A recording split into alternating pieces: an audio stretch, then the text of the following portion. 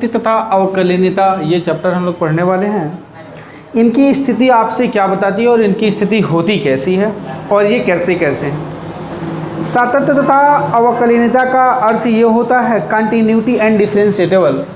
सातत्यता का अर्थ होता है, सातत्यता का मतलब होता है कंटिन्यूटी।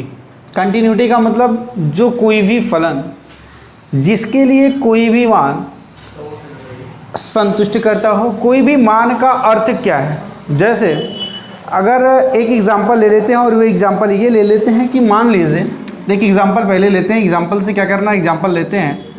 अगर हमारे पास एक नंबर्स हो x² - 5 by x - 2, x² - 5 by x - 2। अब ये y इज इक्वल टू है, ये y इज इक्वल टू हो। अगर कह दिया जाए x is equal to 0, x is equal to 0 पे, x इज इक्वल टू 0 पे आपको y की वैल्यू पुट करनी है।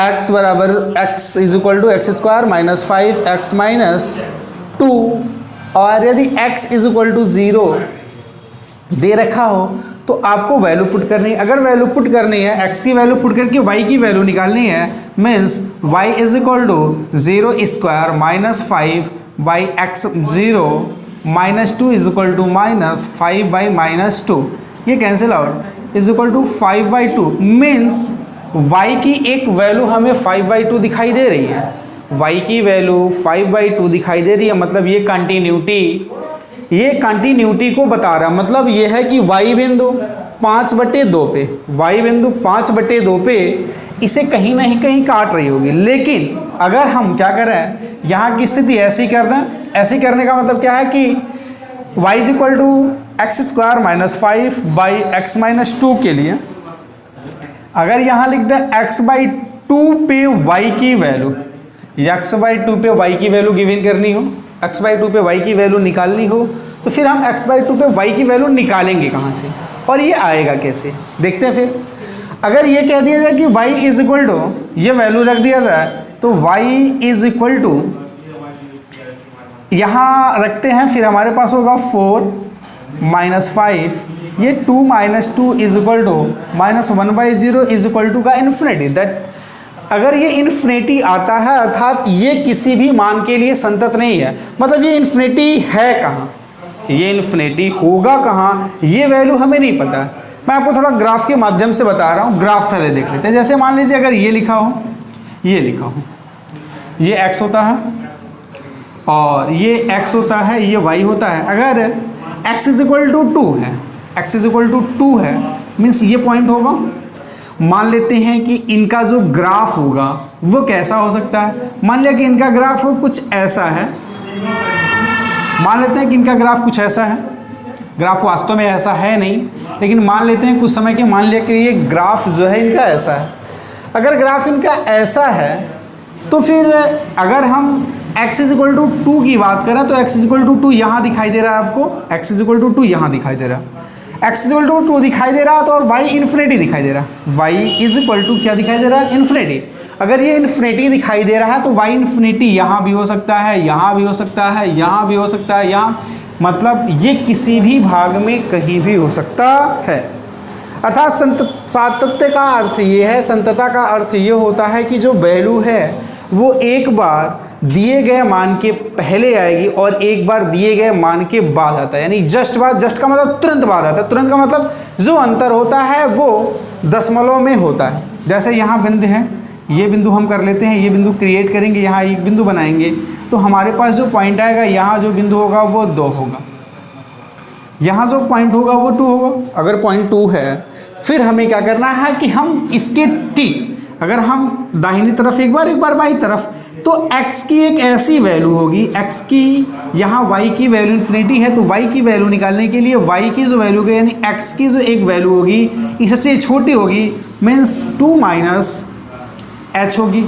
2 - h, h क्या है, h जो हमारा है वो ये है कि h की जो वैल्यू है वो h ये है कि 2 में से हम कुछ घटा रहे हैं, लेकिन 2 में से बहुत ज़्यादा कुछ नहीं घटा रहे हैं, 2 में से बहुत छोटी सी संख्या। छोटी सी संख्या का मीन्स क्या है, अगर ले लेते हैं 2 - 0.00000.00000.1 कर लेते हैं। अगर हम यहाँ से ये घटाएं, अगर हम यहाँ से ये घटाएं तो इनके मान में क्या परिवर्तन होगा? अगर यहाँ से ये घटाते हैं तो फिर इनके मान में परिवर्तन लगभग 1.9999 के नियर अबाउट आएगा। मतलब जो परिवर्तन होगा वो बिल्कुल ना के बराबर होगा। मतलब जो परिवर्तन होगा वो बिल्कुल ना के बराबर होगा। बिल्कुल ना के बराबर का मतलब है कि जब हम बाईं तरफ आते हैं, जब हम आते हैं बाईं तरफ तो x = 2 मतलब दी गई वैल्यू से कुछ क्या करते हैं, माइनस करते हैं, इसलिए बाईं तरफ आते हैं x = 2 - h के लिए।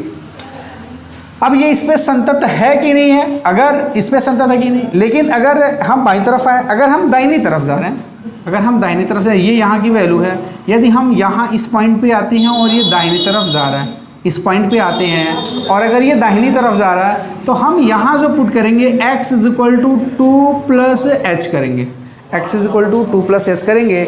x = 2 + h क्यों करेंगे? क्योंकि हमारे मान में जैसे भी यहाँ घटा दिया गया, यही वैल्यू अगर 2 प्लस करके 0.0000001 कर दिया जाए, अभी इसको ऐड कर दिया जाए तो नियर अबाउट आप में कितना परिवर्तन होगा? लगभग परिवर्तन कितने का आएगा? परिवर्तन कुछ नहीं होगा। परिवर्तन जितने का होगा लगभग 2 ही कहा जाएगा। तो ये स्थिति आती है, हम बाएं वाले को और दाहिने वाले को, बाएं वाले को लेफ्ट हैंड लिमिट, इसको LHL कहते हैं, हम मान चेक करते हैं। अब हमारे पास 3 वैल्यू होगी, 3 वेरिएबल वैल्यू होंगी। 3 वेरिएबल वैल्यू का मतलब क्या है? पहले तो हम LHS निकालेंगे, फिर यहाँ से हम RHS निकालेंगे और फिर जो हमारा फलन fx होगा, उस पर चेक करेंगे। यदि ये तीनों आ जाते हैं तो ठीक है, अगर नहीं आते हैं तो फिर वो संततता नहीं होगी, कंटिन्यूटी नहीं होगा, क्योंकि अगर वो बराबर नहीं होंगे तो इन्फिनिटी नहीं होगा, और इन्फिनिटी होगा ऐसी स्थिति में ये संभव नहीं है कि वो हो। दूसरी बात कर लेते हैं, ये LHS RHS होता है, ये लिमिट के अकॉर्डिंग काम करता है। अब लिमिट के अकॉर्डिंग काम कैसे करता है ये देख लेते हैं। हम 2 बार चेक करेंगे, ये LHL = RHL = fx, मतलब ये है कि ये वेरिएबल fx के लिए होगा, ये वेरिएबल या ये जो पॉइंट होगा वो किसके लिए होगा? RHL के लिए होगा, और ये जो पॉइंट होगा, ये पॉइंट बहुत ही क्लोज है, बहुत ही पास है। उसमें थोड़ा सा आपको दूर दिख रहा है लेकिन वो पॉइंट बहुत ही पास है, तो इसके लिए LHL आएगा। LHL, RHL और fx। जब भी हम LHL में लाते हैं तो जो भी वैल्यू होती है उसको हमेशा ऋण के साथ लिखते हैं, क्योंकि यहाँ से हमने कुछ क्या कर रखा है भाई? माइनस कर रखा है, कुछ माइनस रखा है। अगर कुछ माइनस कर रखा है इसलिए ये वैल्यू आएगी, ठीक है। और अगर हम दाहिनी तरफ जा रहा है तो यहाँ कुछ प्लस किया, इसलिए कुछ ना कुछ प्लस तो आने ही आने हैं, ठीक है। फिर चलिए अभी इन चीज़ों को एक एग्जाम्पल से या एक सवाल से समझते हैं कि कैसे करना है हमें।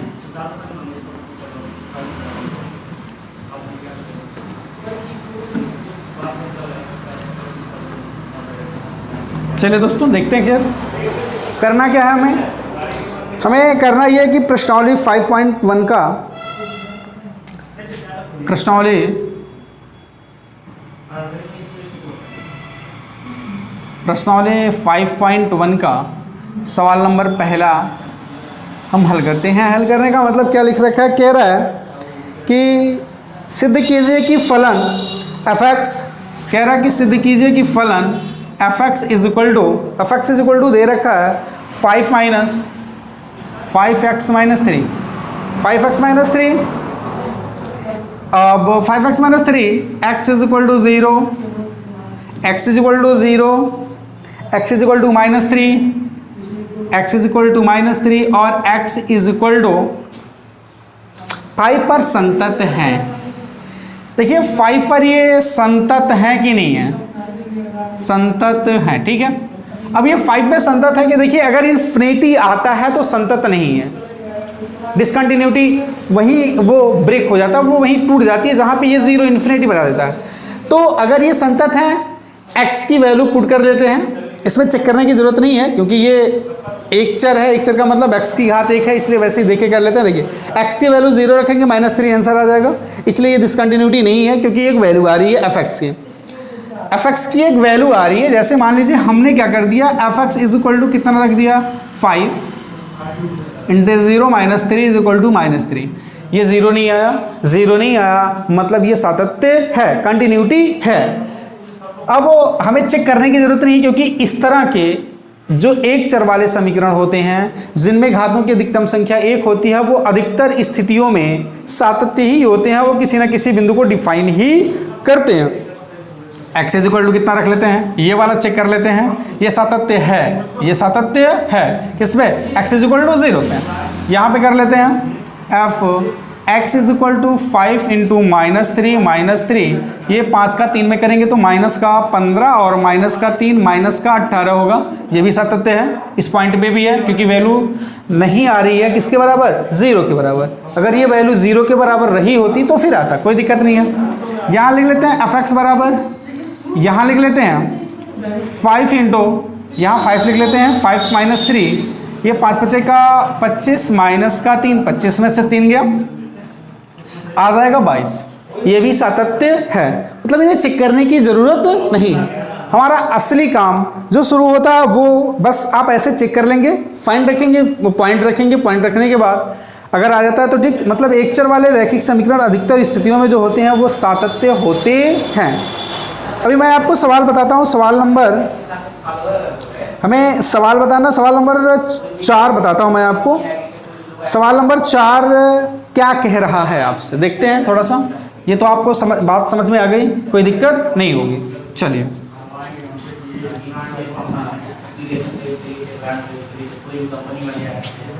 यहाँ आपको लिखा है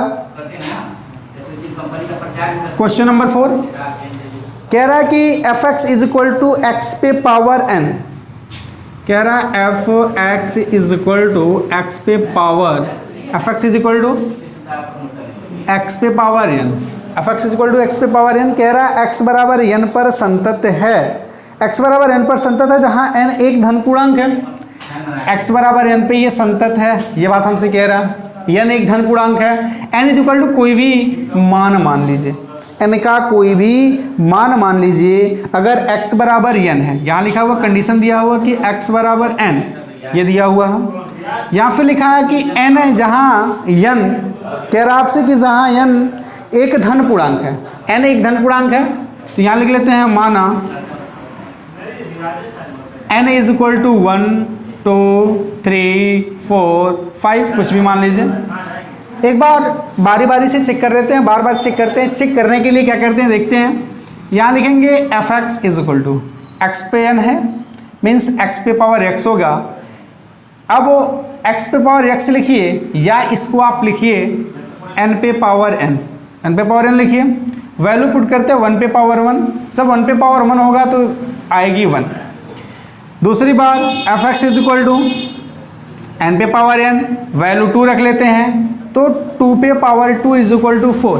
क्या आपको कहीं दिख रहा है कि इन्फिनिटी या जीरो इन्फिनिटी की तरफ जा रहा है, नहीं जा रहा। अगर ये इन्फिनिटी की तरफ नहीं जा रहा है, इससे ये सिद्ध होता है कि f x is equal to x पे power n, f x is equal to x पे पावर n। यह फलन x बराबर n के लिए, x बराबर n के लिए, x बराबर n के लिए जहाँ n कोई एक धनात्मक पूर्णांक है के लिए संततता को बताता है।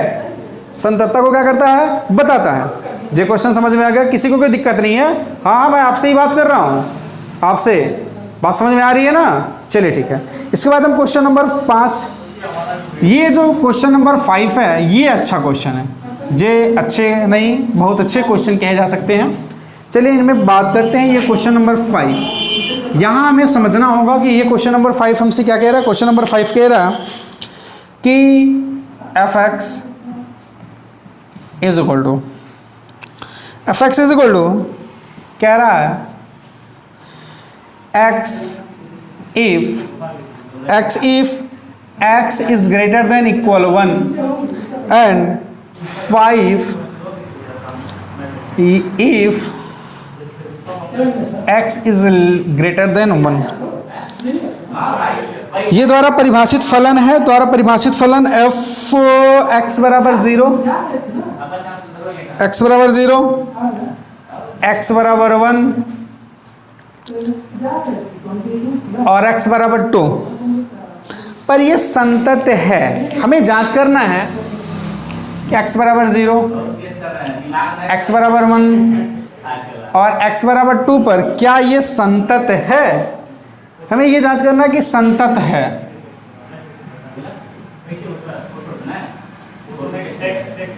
ये संतत है, हमें ये बात बतानी है। अब इसके पहले हम लोगों ने थोड़ा सा जो पढ़ा वो बैक चलते हैं। देखिए सबसे बड़ी बात हमें ये है कि हमें ये बस ये बात समझ लेनी है कि हमें अगर हमें एक बात इसमें समझ में आ जाती है तो पूरा का पूरा चैप्टर पे ख़त्म है। वो बात ये है कि हम कब कौन से फलन को लेंगे। मोस्ट इम्पॉर्टेंट, सबसे महत्वपूर्ण बात ये है फ्रेंड्स कि मैं कौन से फलन को कब लूँगा, मैं कौन से फलन को कब लूँगा। अगर ये बात पता चल जाती है तो फिर ये सवाल आराम से लग जाएंगे। चेक करते हैं। अभी हम यहाँ लेंगे LHL लेंगे, RHL लेंगे और FX लेंगे। LHL लेंगे, RHL लेंगे, FX लेंगे, ये तीनों लेंगे। इन तीनों को चेक करेंगे। अगर ये तीनों बराबर आते हैं तो फिर ये संतत है, और अगर तीनों बराबर नहीं आते हैं तो ये संतत नहीं। ठीक है। इसके पहले वाले में तीनों चेक नहीं किया गया। इसका रीज़न ये था कि तीनों चेक करने से कोई फ़ायदा नहीं था, क्योंकि सारे पे कोई भी वैल्यू उनको पुट कर दी, क्योंकि वहाँ फलन जो था हमारा एक था, फंक्शन जो हमारा था वो एक था, एक फंक्शन के लिए काम कर रहे थे। लेकिन यहाँ हमारा फंक्शन एक नहीं, हमारा यहाँ जो फंक्शन है वो कितने फंक्शन है, 2 फलन है, ये और ये। कब कौन सी वैल्यू लेंगे देख लेते हैं। अगर हम x इज इक्वल टू 0 पे पुट करते हैं, x इज इक्वल टू 0 के लिए, x इज इक्वल टू 0 का मतलब क्या है कि जो 0 होता है वो क्या बताता है, 0 1 से छोटी राशि है। यहाँ हमारे पास 2 फलन है, ये पहला फलन है और ये दूसरा फलन है। हम कब इस फलन का प्रयोग करेंगे, कब इस फलन का प्रयोग करेंगे। इन फलनों के प्रयोग के लिए, इन फलनों के प्रयोग के लिए ये x is less than 1 means x की वैल्यू अगर 1 से छोटी है, x की वैल्यू 1 से छोटी है या 1 के बराबर है, x की वैल्यू 1 से छोटी है या 1 के बराबर है, तो हम इस फलन का प्रयोग करेंगे। मेरी बात समझ में आ पा रही है आपको? मैं आप ही से बात कर रहा हूँ, ठीक है, समझ में आ रही है ना बात। x की वैल्यू कब कौन सा लेंगे, ये फलन कब लेंगे, ये फलन कब लेंगे, दोनों। पहले ये बात समझ में, जब x का मान, जब x का मान क्या हो, 1 के बराबर हो या 1 से छोटा हो, 1 के बराबर हो या 1 से क्या हो, छोटा हो, तो हम इस फलन का प्रयोग करते हैं। ठीक है। क्या लिखा है, x is greater then 1, x is greater then 1 means x की वैल्यू बड़ी है 1 से। x की वैल्यू क्या है, बड़ी है, डिफाइन है, बता रही है किससे बड़ी भाई, 1 से। तो ये ले लेंगे। अब हम यहाँ आते हैं, देखते हैं कि LHL निकालते हैं। जब हम LHL निकालेंगे तो यहाँ हम क्या लिखेंगे, लिमिट। हमारे पास आएगी लिमिट, जो आप कक्षा 11 में पढ़ के आए हो। इसमें बहुत ज़्यादा लिमिट की जरूरत है नहीं आपको, बस ऊपर ऊपर है, जहाँ आपको नहीं आएगा वहाँ मैं बताता रहूँगा आपको। लिमिट, बस के पीछे मैंने बताया था आपको, जब लिमिट लेते हैं तो जब LHL लेते हैं, बाईं तरफ वाला लेते हैं, तो यहाँ आता है x टेल्स टू माइनस। जब बाईं तरफ लेते हैं, अभी आपको मैंने यहाँ एक फिगर बना के बताया हुआ था, ये ऐसे करके यहाँ पे जा रहा था। जब हम इधर आते हैं तो ये माइनस चिन्ह लगाते हैं, मतलब जब LHL होता है तो ऋणात्मक चिन्ह का प्रयोग करते हैं, और जब RHL होता है तो हम धनात्मक चिन्हों का प्रयोग करते हैं। देखिए ये हो गया लिमिट, यहाँ लिख देते हैं फंक्शन fx।